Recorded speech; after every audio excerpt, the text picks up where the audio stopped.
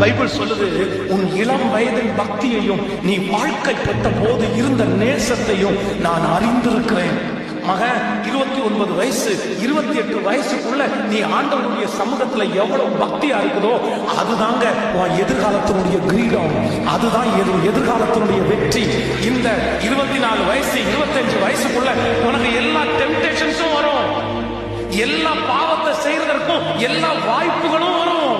எல்லாமே வரும்போதும் ஆண்டவரை முன்னாடி வச்சு நான் இதை எதையுமே செய்ய மாட்டேன்னு யோசேப்பு மாதிரி யாரெல்லாம் விட்டுட்டு ஓடுறாங்களோ அவங்க மட்டும்தான் எதிர்காலத்துல பிரைட்டா அநேக ஜனங்களுக்கு முன்பாக நிற்க முடியும்ன்றத நீங்க மறந்துடவே கூடாது.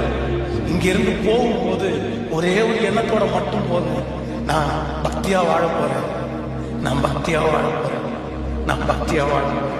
எனக்கு வேற ஒண்ணு